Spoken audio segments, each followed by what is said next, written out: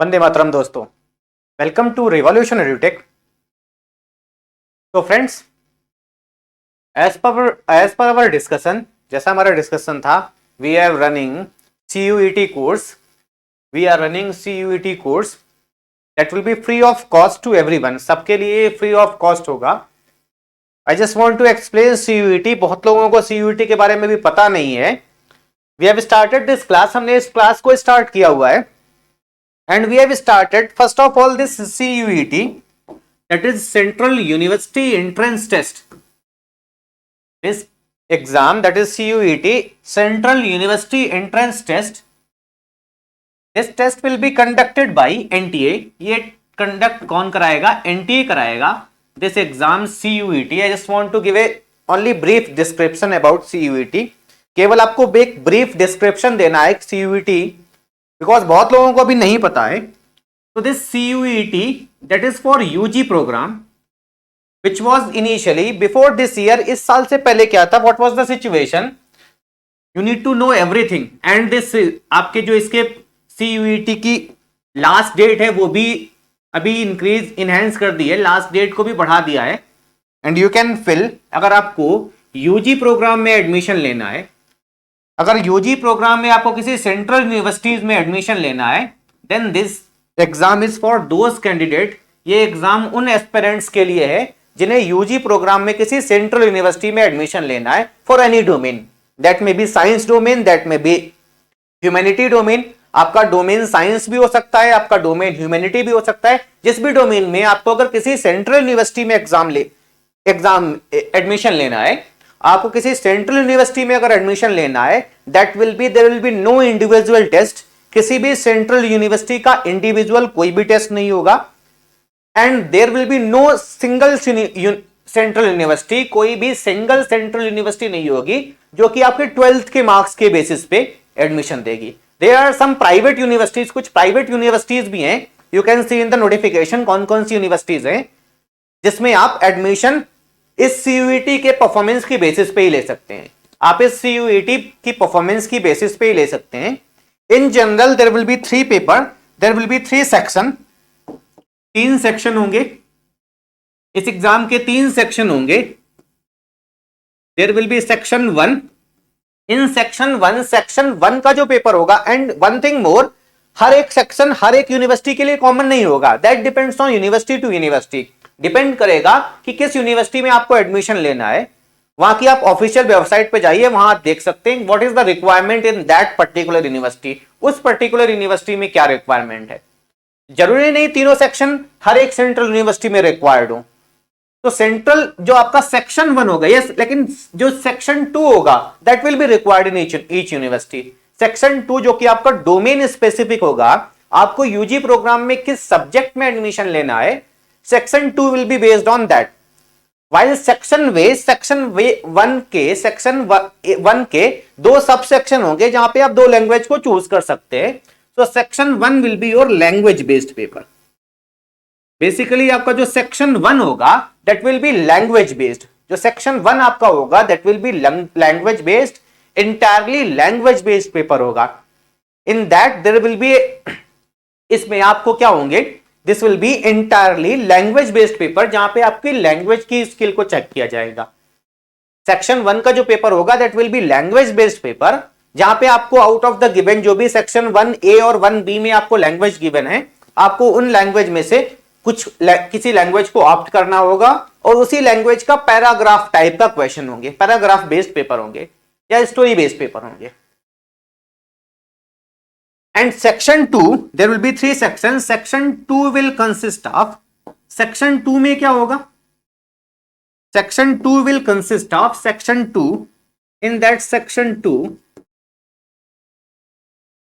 2 का जो आपका पेपर होगा that will be domain specific paper.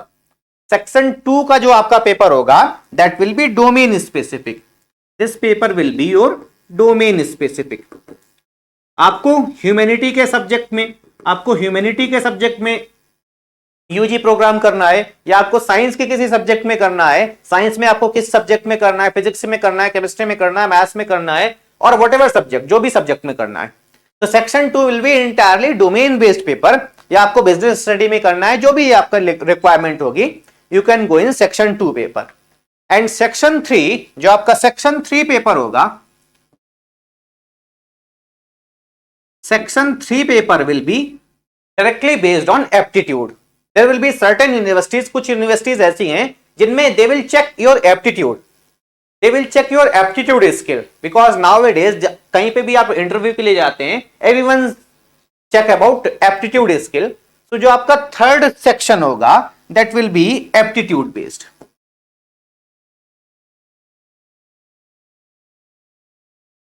तो जो आपका थर्ड पेपर होगा that will be aptitude based, आपका थर्ड पेपर एप्टीट्यूड बेस्ड होगा। And in third paper this all the 3 section will not be common. हर एक यूनिवर्सिटी में जरूरत नहीं है सेक्शन 3 की, हर एक यूनिवर्सिटी में रिक्वायरमेंट नहीं है, बट कुछ यूनिवर्सिटीज में रिक्वायरमेंट होती है। So NTA has covered all these 3 section. जो एनटीए का पेपर होगा उसमें तीनों सेक्शंस को कवर करके रखा उन्होंने। Means they are fulfilling all university criteria, हर एक यूनिवर्सिटी के क्राइटेरिया को एनटीए फुलफिल कर रहा है। And here we have discussed in domain specific subject what we are running a special course, we are running a special course for domain specific subject। हम लेकिन यहां पे किसकी बात कर रहे हैं? we are talking of domain specific subject, domain specific subject की बात कर रहे हैं। and in domain specific subject we are talking about which subject? physics की बात कर रहे हैं। हम डोमेन स्पेसिफिक सब्जेक्ट में भी किसकी बात कर रहे हैं? फिजिक्स की बात कर रहे हैं। So we are running a course on domain specific subject and domain specific subject, that domain specific subject will be physics. तो we are running a crash course जहां पे हम बात करेंगे कि क्या क्या कॉन्सेप्ट पे क्वेश्चन पूछे जा सकते हैं, किन किन कॉन्सेप्ट पे फिजिक्स में क्वेश्चन पूछे जा सकते हैं। We will talk about in each detail, हर एक टॉपिक की बात करेंगे, कि इस टॉपिक में क्या क्या क्वेश्चन पूछे जा सकते हैं, व्हाट आर द क्वेश्चंस, कुछ क्वेश्चंस की प्रैक्टिस भी करेंगे। तो in last 2 section, in last 2 classes we have done about electrostatics and in 12th in physics domain specific subject में we are talking about which subject? हम किसकी बात कर रहे हैं? हम फिजिक्स की बात कर रहे हैं। हम किस सब्जेक्ट की बात कर रहे हैं? हम फिजिक्स की बात कर रहे हैं। That is domain specific subject, physics की बात करेंगे। And as per the NTA, as per the syllabus released by NTA, your syllabus for UG program, आपके UG प्रोग्राम के लिए क्या सिलेबस होगा? That will be 12th NCERT। आपका जो 12th NCERT का सिलेबस है, जो आपका 12th CBSE NCERT का सिलेबस है, that will be complete syllabus for CUET UG। वही आपके CUET UG का सिलेबस होगा। तो we have started with first chapter, हमने फर्स्ट चैप्टर से स्टार्ट किया हुआ था electrostatics. That is first 2 chapters are related with electrostatics. आपके एनसीईआरटी के जो पहले 2 चैप्टर्स हैं, chapter 1 and chapter 2,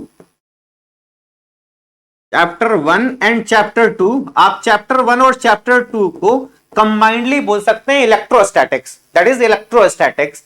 they will study about over there, जहां पे हम किसकी बात करेंगे? चार्ज के बिहेवियर की बात करेंगे। और चार्ज के बिहेवियर की कब बात करेंगे? जब चार्ज कैसा होगा? स्टैटिक होगा। सो इन फर्स्ट 2 चैप्टर हम कंबाइंडली ने बोल सकते हैं इलेक्ट्रोस्टैटिक्स। फर्स्ट चैप्टर में हम किसकी बात करेंगे? We will talk about electrical force and field. हम पहले चैप्टर में इलेक्ट्रिक फोर्स और इलेक्ट्रिक फील्ड की बात करेंगे। And in second chapter we will talk about electric potential and capacitance. Second chapter में हम इलेक्ट्रिक पोटेंशियल और कैपेसिटेंस की बात करेंगे। सो इन लास्ट 2 चैप्टर्स, हमने लास्ट 2 चैप्टर्स में we have started with bit slow, थोड़ा सा स्लो स्टार्ट किया हुआ था। And we have done last 2 chapters में हमने किस किस चैप्टर, किन किन टॉपिक्स को डिस्कस किया है? We have done with electric force. हमने पहली बात तो चार्ज की प्रॉपर्टी की बात की। तो इन प्रीवियस टू वीडियोस में हमने क्या क्या बात की थी? We have talked about charge. पिछले 2 वीडियो में हमने किसकी बात की थी? चार्ज की बात की थी। और जब हमने चार्ज की बात की थी तो चार्ज की प्रॉपर्टी की बात की थी। That what can be properties of charge. Charge की क्या क्या प्रॉपर्टीज हो सकती हैं? प्रॉपर्टीज ऑफ चार्ज, हमने चार्ज की प्रॉपर्टीज की बात की थी। In previous 2 videos we have talked about properties of charge. That is first of the property of charge is that charge is quantized। पहली प्रॉपर्टी की बात क्या की थी कि चार्ज कैसा होता है, क्वांटाइज्ड होता है, charge is quantised, charge is quantised, that is charge can not be discrete, quantised मतलब it is a multiple of basic fundamental quantity, कोई भी ऑब्जेक्ट चार्ज है या नहीं चार्ज है, that is based on flow of electron, that is based on the either the deficiency of electron, या तो किसी बॉडी में इलेक्ट्रॉन की कमी होगी या इलेक्ट्रॉन का एक्सेस होगा। तो वी कैन नॉट ट्रांसफर, हम किसी भी बॉडी पे चार्ज को ट्रांसफर करेंगे, that is nothing but transfer of electron, और इलेक्ट्रॉन को फर्दर हम क्या कर सकते हैं, क्या नहीं कर सकते हैं, ब्रेक नहीं कर सकते हैं। मतलब अगर हम इलेक्ट्रॉन को ट्रांसफर करेंगे तो कितना चार्ज दे रहे हैं, इलेक्ट्रॉन के चार्ज के बराबर दे रहे हैं, और अगर इलेक्ट्रॉन को निकाल रहे हैं तो कितना इलेक्ट्रॉन चार्ज कम कर रहे हैं, एक इलेक्ट्रॉन के चार्ज के बराबर चार्ज को कम कर रहे हैं। तो कभी भी ऑब्जेक्ट में चार्ज का फ्लो होगा, मतलब फ्लो किसका हो रहा है, इलेक्ट्रॉन का फ्लो हो रहा है। तो किसी भी ऑब्जेक्ट पे जो चार्ज होगा, charge will always be an integral multiple of a basic fundamental quantity of charge.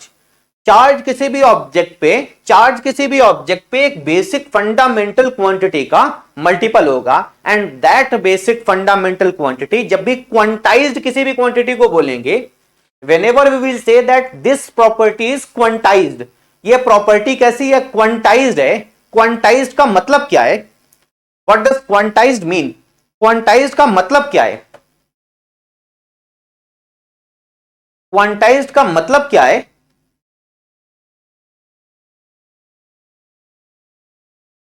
Quantized का मतलब ही है, what does quantized means, quantized का मतलब ही है that what we are doing, any quantity is quantized. Quantization का मतलब ही क्या है, quantization means that any body is a multiple of, integral multiple of basic fundamental quantity. कि बॉडी किसका मल्टीपल है, एक बेसिक फंडामेंटल क्वांटिटी का मल्टीपल है। क्वांटाइजेशन मींस, क्वांटाइजेशन का मतलब क्या है कि बॉडी किसी भी बेसिक फंडामेंटल क्वांटिटी का इंटीग्रल मल्टीपल है। Quantization means that this body is a fundamental, एक बेसिक फंडामेंटल क्वांटिटी का इंटीग्रल मल्टीपल है। तो quantization means that body is A integral multiple of basic fundamental quantity, basic fundamental quantity का integral multiple है। So this is what quantization means. This is what quantization